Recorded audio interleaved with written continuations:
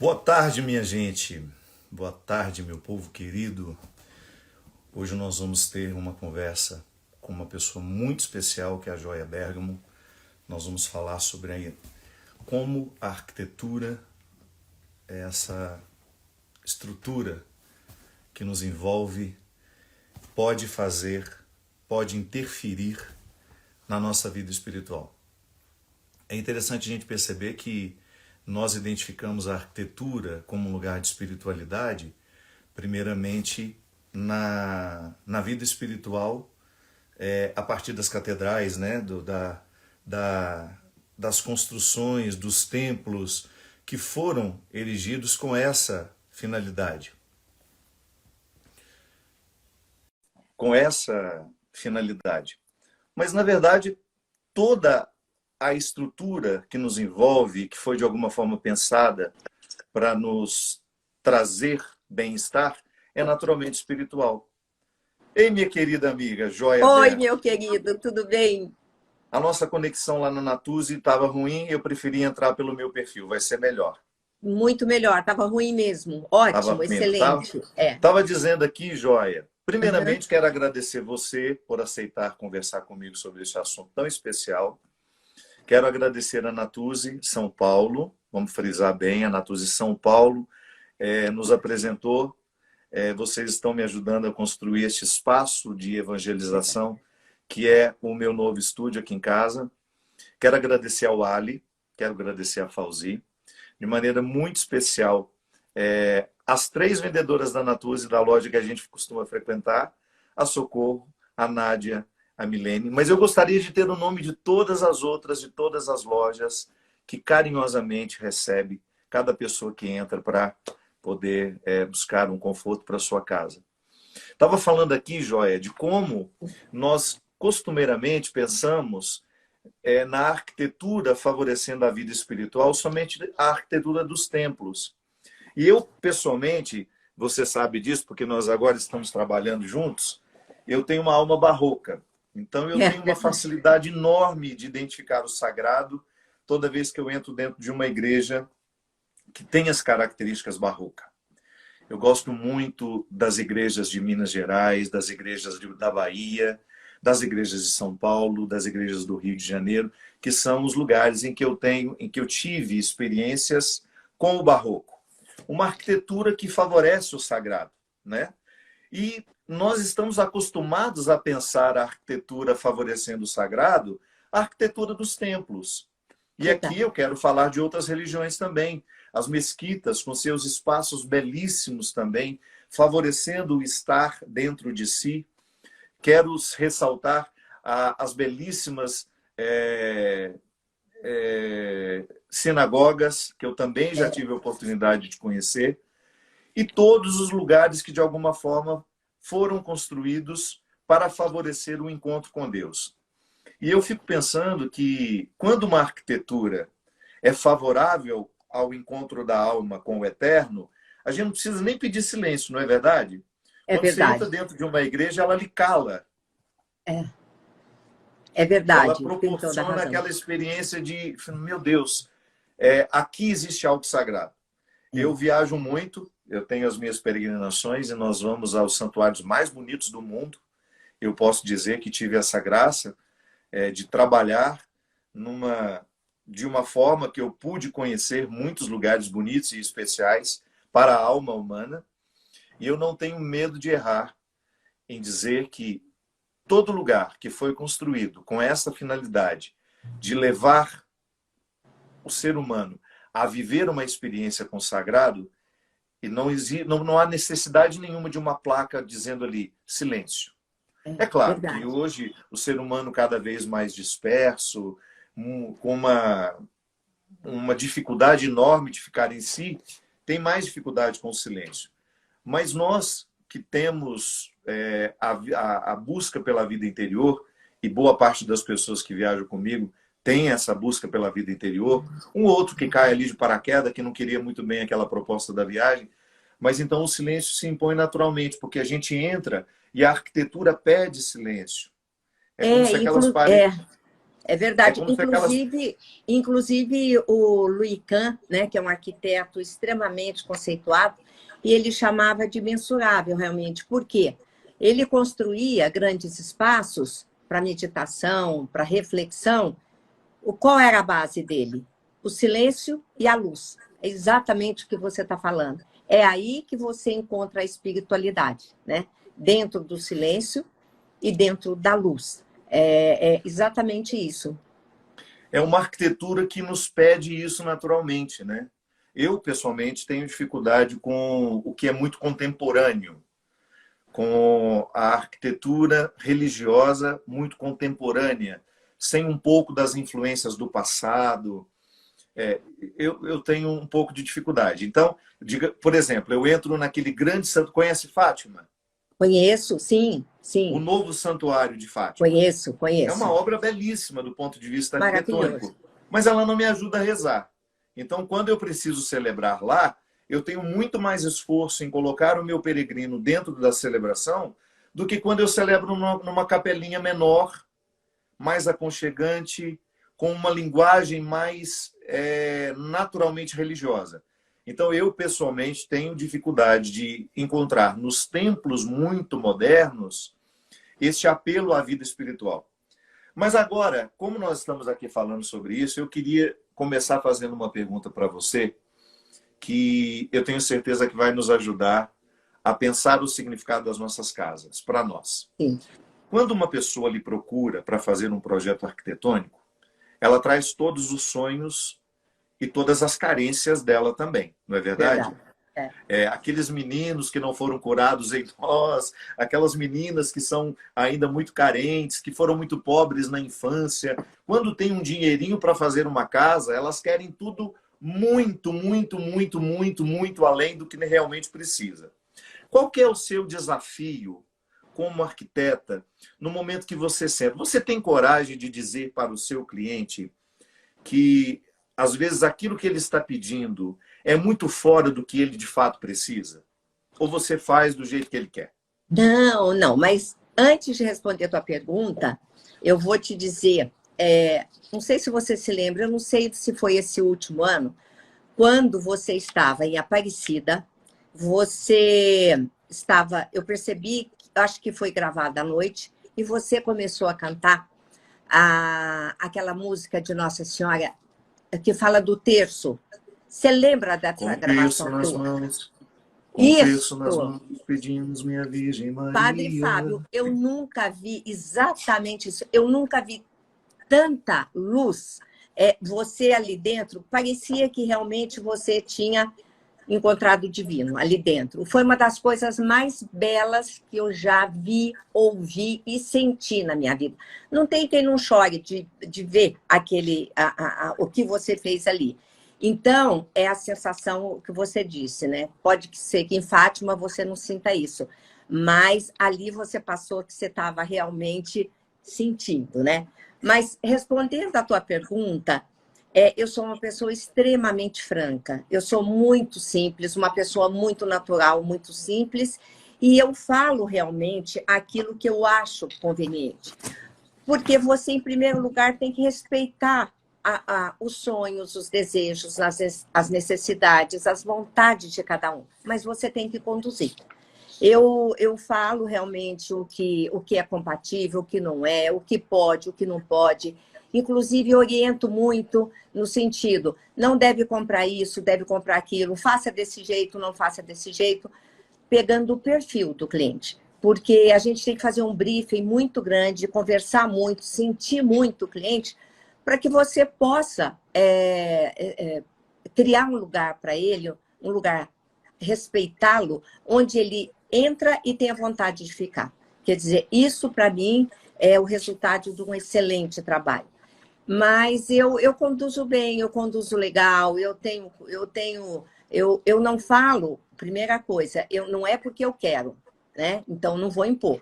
Eu explico o pós e o contra, mas a decisão final é dele. Mas normalmente eles me ouvem, com certeza. Eu percebi que você tem uma delicadeza muito grande para nos ajudar a mudar de opinião. Você tem uma delicadeza muito Ai, o grande sofá marrom. para ensinar o bom gosto. Você tem uma facilidade enorme de propor o bom gosto sem que aquilo pareça um desrespeito ao que a pessoa está esperando ou está querendo. Eu vou dar o exemplo aqui. Nós estamos fazendo a nossa sala, né, o nosso estúdio. A Joia, além da Natuzzi, conseguiu umas parcerias muito bacanas para nós. Depois a gente fala delas mais para frente, né, Joia? Uhum. Das outras pessoas que vão nos ajudar. E eu tinha um sofá marrom que eu queria de qualquer jeito desovar lá. E ela, muito gentil, no primeiro momento, colocou o sofá marrom, que é um sofá muito bonito, que eu gosto dele, muito confortável. Inclusive, eu estou sentado numa peça dele. Ele é Verdade. desmontável. E aí você, com muita delicadeza, foi me dizendo: o ambiente está tão leve, está tão suave, como é que nós vamos fazer com esse sofá marrom?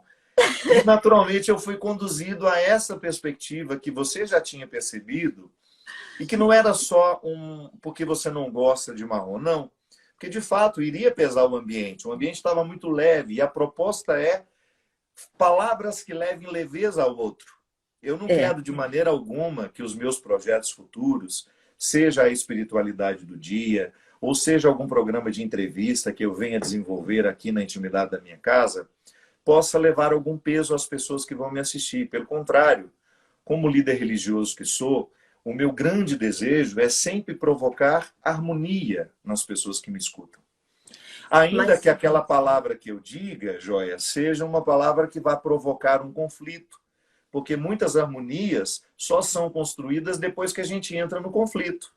Então a palavra ela fere, mas ela também provoca um consolo. E eu achei muito bonitinho a delicadeza com que você foi me fazendo entender que o sofá marrom era muito bonito, mas não era adequado para aquele ambiente. Para aquele lugar. Sabe por quê? Eu acho assim, a alma do artista, né? Eu considero a nossa profissão, que seja designer de interiores, que seja arquiteto, nós temos a alma de artista. Então, nós conseguimos ver pronto, a gente vai além, a gente vai na frente. E eu, quando faço um projeto, eu consigo ver completamente pronto. E é isso que eu queria passar para o teu estúdio. Eu quero um estúdio atemporal, né? Que você entre nele daqui 10 anos e que você sinta como se tivesse feito hoje, né? E a leveza. Porque o que você fala é uma leveza, você leva paz, você leva tranquilidade. Então, é um perfil teu que eu quero projetar no teu espaço. Esta leveza, essa suavidade de todos os tons da madeira que nós já escolhemos, do tapete, da forração, do tapete. Então, essa leveza não era compatível com o peso de uma cor mais forte, como é o marrom, né? Então, assim, a gente vai conduzindo e vamos deixar o teu espaço, se Deus quiser, belíssimo. Obrigado, Joia. Obrigado. Uma outra questão que a mim sempre... Aliás, eu já refleti muito sobre isso. Eu costumo dizer que a casa da gente não é um aglomerado de paredes, mas é um sentimento que nos ocorre. Quando a gente entra e você tem aquela... Ai, que bom! Eu entrei num lugar onde eu não tenho que disfarçar. É um lugar em que eu encontro pessoas com quem eu tenho vínculos duráveis, agradáveis. E isso é o maior valor que nós podemos ter na vida. Eu costumo dizer que não é o dinheiro que nos dá isso, né? Eu costumo dizer, não, muita gente já disse isso antes de mim. Não é o dinheiro que nos dá esse conforto, não é o dinheiro que nos dá essa arquitetura. Essa arquitetura ela é espiritual.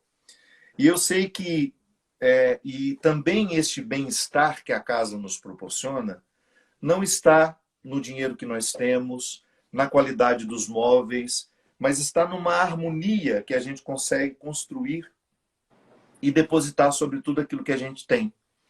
Existem casas que são absolutamente simples, despojadas, não tem um objeto que tenha custado muito dinheiro, mas causam bem-estar em quem entra ali dentro. Qual que é a dimensão espiritual da arquitetura que você percebe, Joia? Você que trabalha com isso todo dia. Existe alguma coisa que ultrapassa, não é verdade? que não está na sua caneta, que não está no seu projeto, mas que é de quem vai morar ali dentro? Então, eu acho que essa sinergia você tem que adquirir no, no tempo que você fica com o cliente. Tem clientes que eu chego a ficar 3 anos, 2 anos e meio, 4 anos. E você tem que levar para aquele espaço a tranquilidade que as pessoas precisam. Por quê? Eu me surpreendi muito agora com a história da pandemia, a quantidade de pessoas que me ligavam. Durante a pandemia, eu trabalhei normal, pedindo um canto de relaxamento, um canto de meditação, um canto onde pudesse ter momentos que as pessoas pudessem se conectar. Por quê? Eu acho que nós estávamos vindo num processo muito acelerado, saía muito cedo, voltava muito tarde, não via família, não via filhos, e de repente o mundo parou. O mundo parou. E para onde que o mundo voltou? Para as duas coisas básicas que nós temos na vida: família e lar, a casa, né? Então, o mundo inteiro se voltou para casa. E como diz um Ângelo Luderense, um grande amigo meu, se houve uma guerra, a casa ganhou essa guerra, porque todos voltaram para dentro de casa.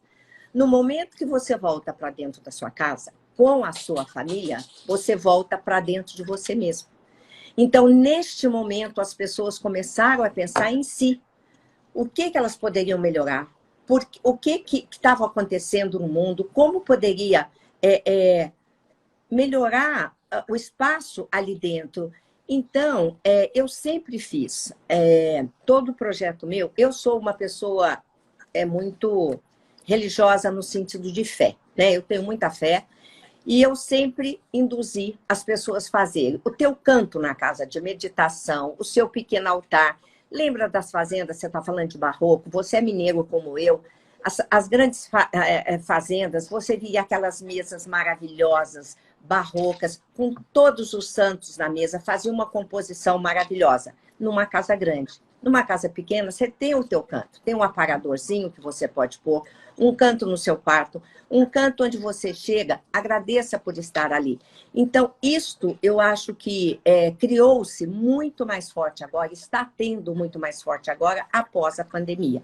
Então, você cria cantos de meditação, de relaxamento, onde você possa melhorar o teu interior e automaticamente melhorar a convivência em volta.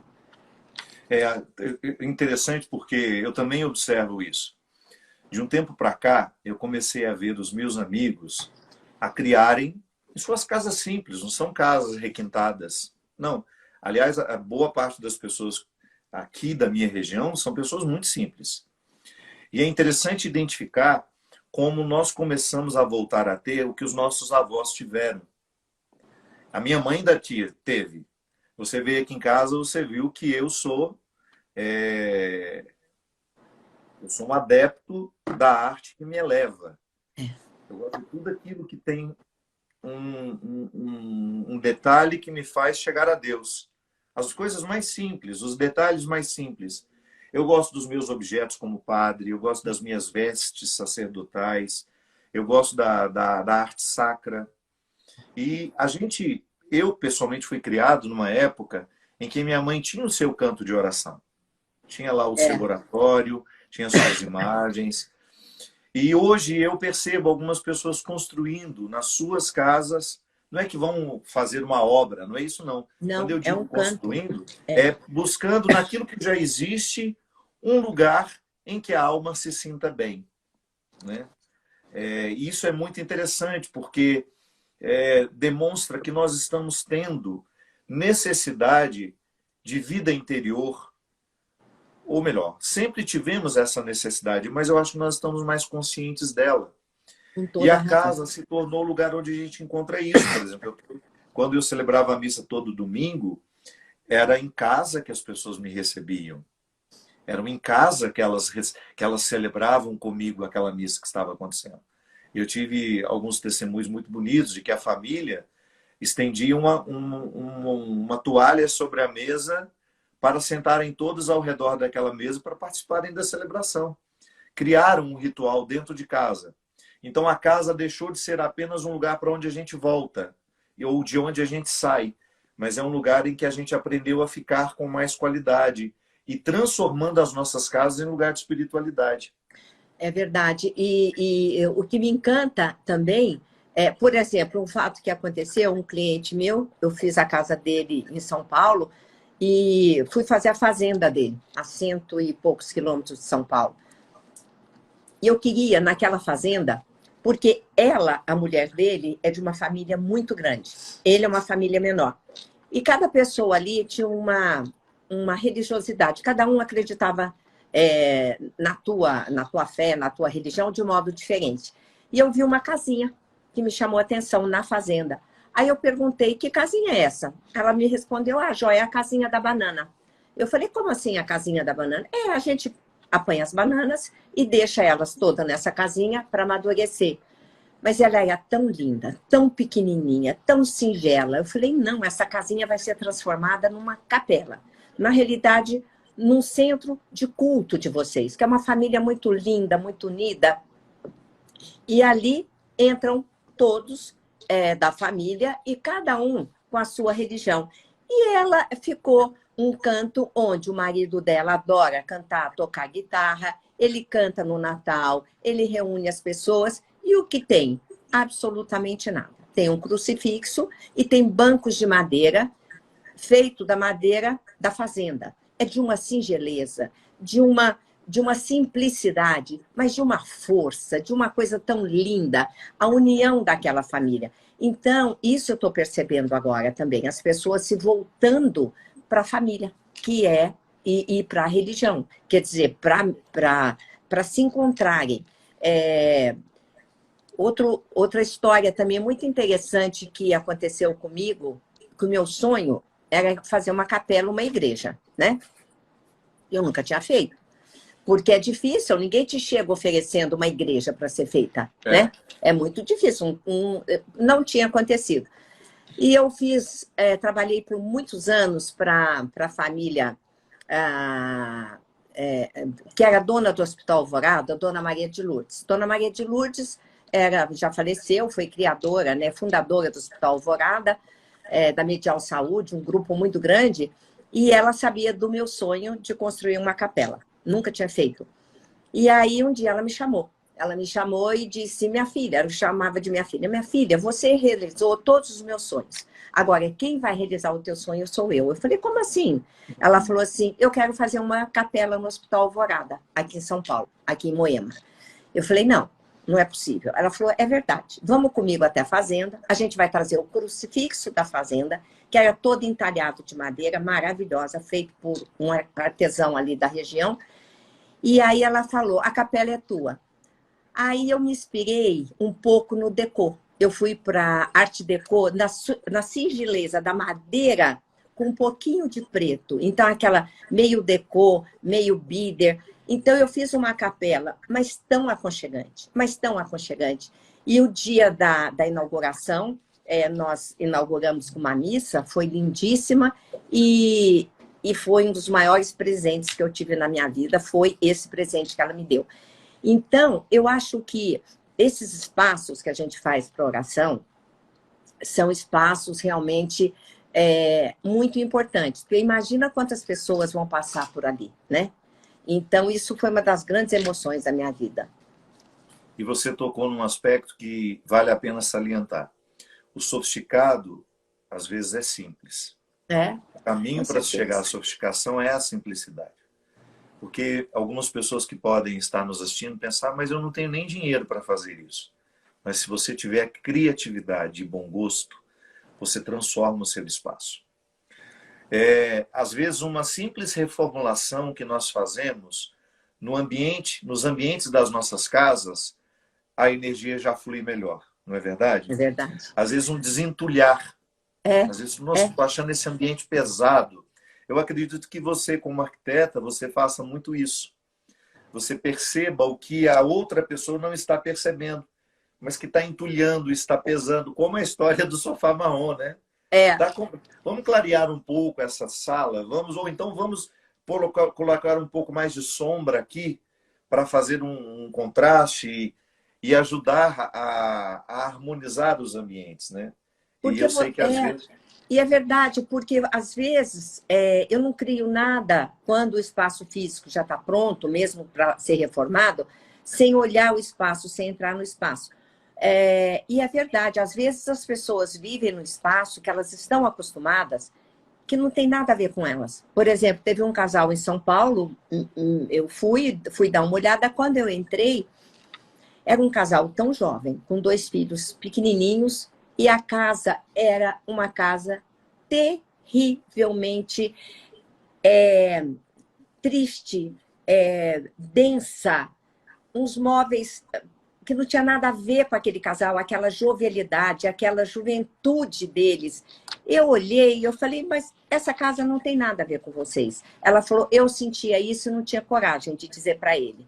Eu falei, então vamos mudar a vida de vocês. Então eu fiz uma casa compatível com o lugar onde eles moravam, com a juventude deles, com os filhos pequenos. Quando eu terminei, foi uma coisa muito emocionante, porque ela mudou radicalmente o modo de vestir, o modo do cabelo, de se comportar. Os dois ficaram muito mais leves, eles eram muito pesados, muito densos. Fizeram uma festa, fantasia para inaugurar a casa nova. Eu nunca imaginei uma coisa dessa. Então, você leva com a arquitetura, que eu acho que isso é o que nós temos, no mínimo, a obrigação de fazer, de melhorar a vida das pessoas, de dar para as pessoas aquilo que elas estão esperando de você, que é uma vida melhor, um lugar melhor, um espaço melhor, onde ali ela chega, quer ficar, e que seja feliz ali, né? Então, isso realmente, eu falo que não tem estudo, não tem escola, isso é um dom de Deus, isso é um dom. Eu sempre falei isso a minha vida inteira. Estudei numa escola muito simples, sou de Minas, numa cidade pertinho, aliás, de Formiga. Você é de Formiga, eu sou de São Sebastião do Paraíso. Uma cidade de 60 mil habitantes, né? Então, mas isso é um dom, né? Eu chego até, quando às vezes eu termino um projeto, quando eu entro, eu tenho crise de choro, porque eu falo, não é possível que fui eu que fiz. Então, é uma coisa assim de agradecimento realmente, porque você tem que ter habilidade para trabalhar com o pequeno, como você tem que ter habilidade para trabalhar com o grande.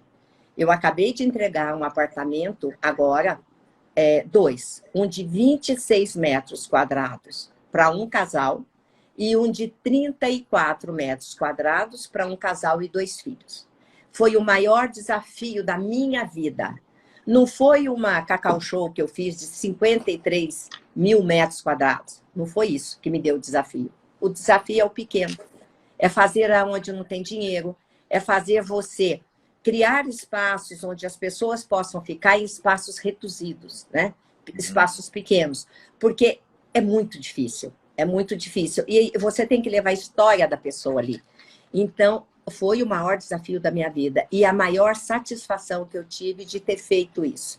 Era uma casa Minha Vida Melhorada, onde a construtora pensou na pessoa de baixa renda.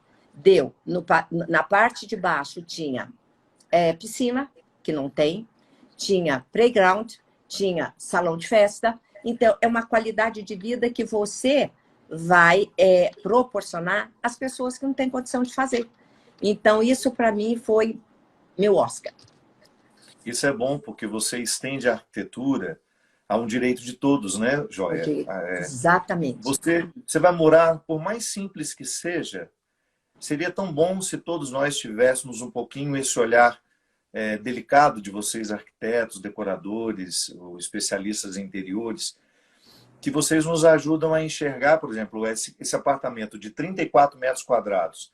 Se a gente for fazer, a gente entulha ele no primeiro minuto do projeto. Vocês não. Vocês vão construindo soluções inteligentes, situações que podem ser usadas para 2 coisas. E isso aí é um olhar que vocês têm. É difícil a gente, nós que não estudamos, mencionar isso. Mas trazer o bom gosto para a vida é sempre um desafio muito grande, né? Mesmo quando eu não tenho dinheiro para trocar nenhum móvel da minha casa, mas eu posso trocá-los de lugar. Eu posso dar uma revitalizada no ambiente, eu posso desentulhar.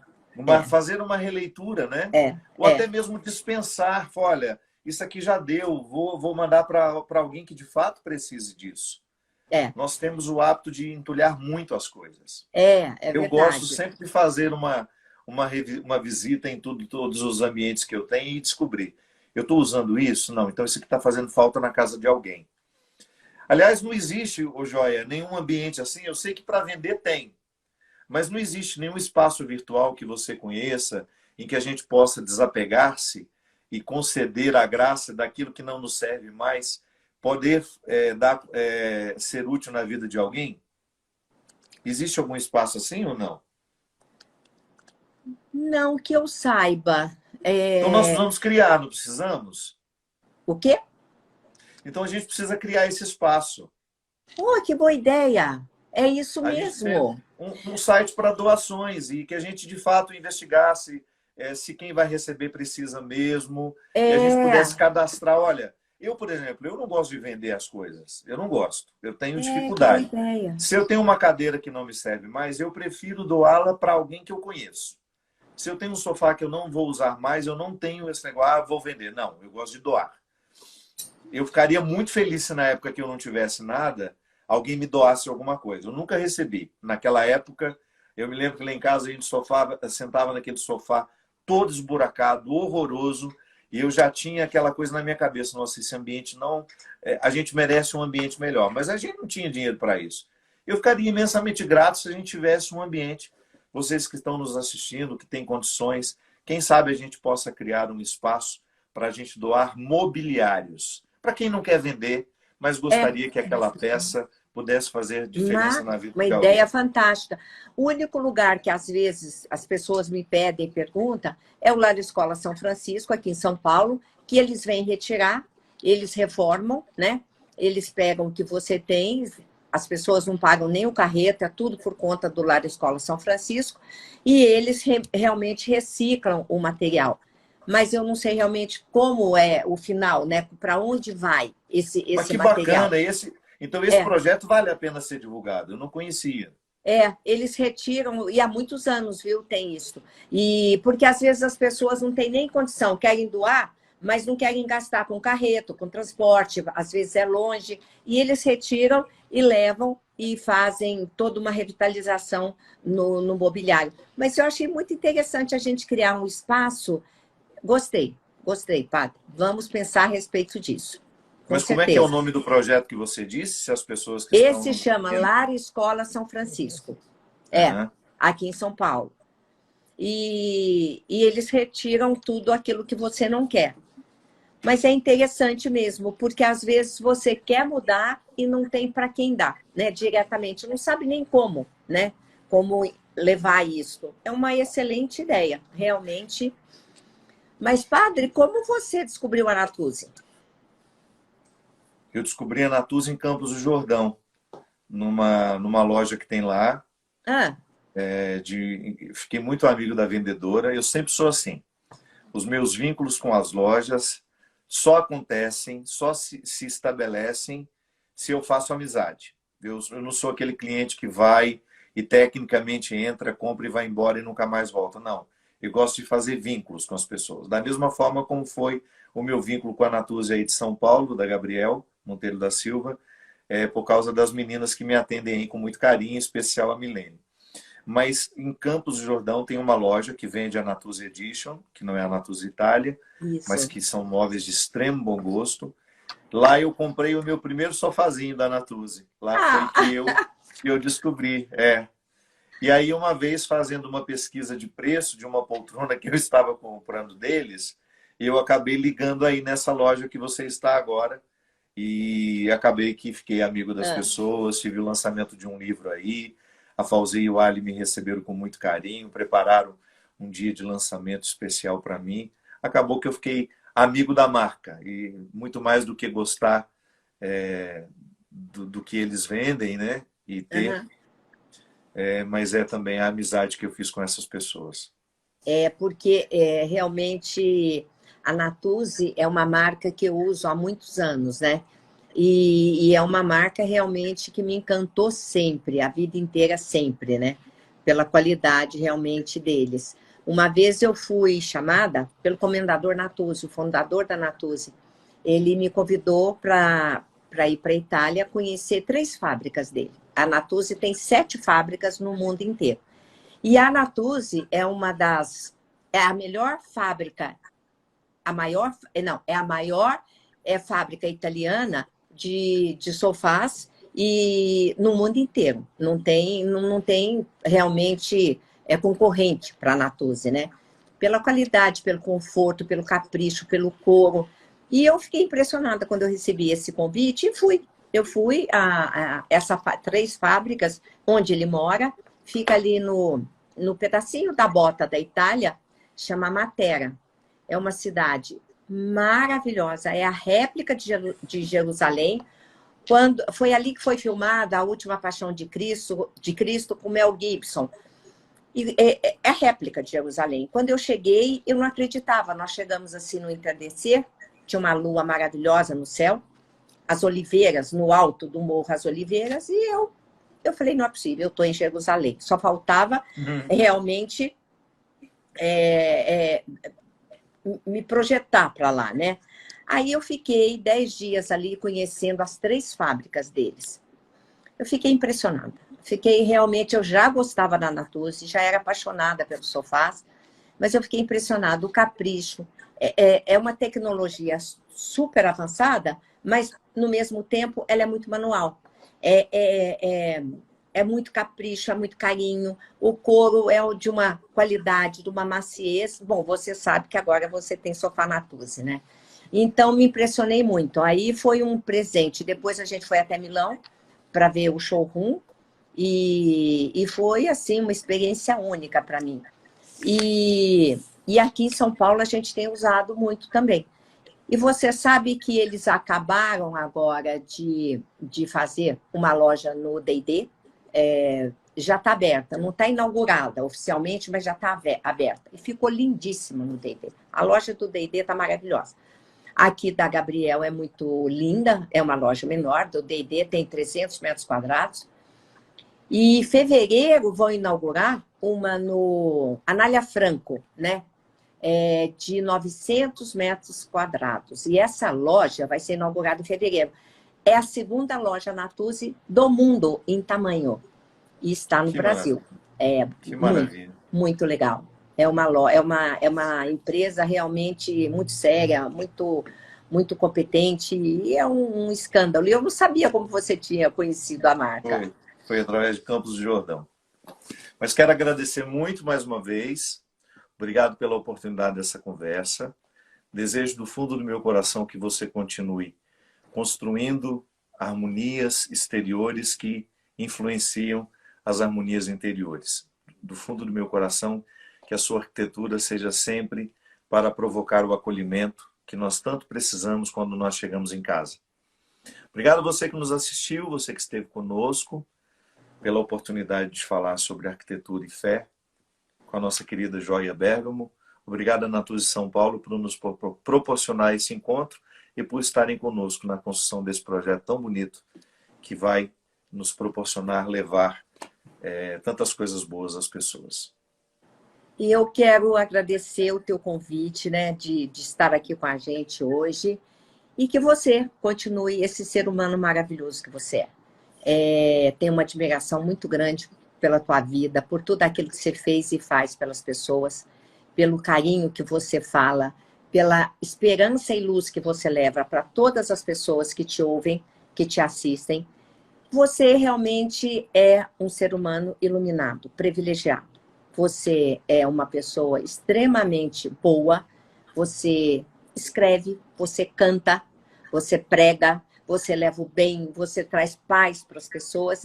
E do fundo do meu coração, você foi um presente que Deus me deu na minha vida. Eu já ganhei alguns presentes de Deus. Você foi mais um. Muito obrigada por deixar eu fazer, me dar a possibilidade de levar um pouquinho de mim para dentro da tua vida. Vou deixar teu estúdio lindo, prometo. Obrigado, Joia. Que Deus abençoe. Já deixou. Minha vida já ficou mais bonita depois que você chegou. Obrigado pelo carinho. Obrigada, querido. Um beijo enorme. Obrigado, meu povo. A gente se encontra em outras situações. Beijo.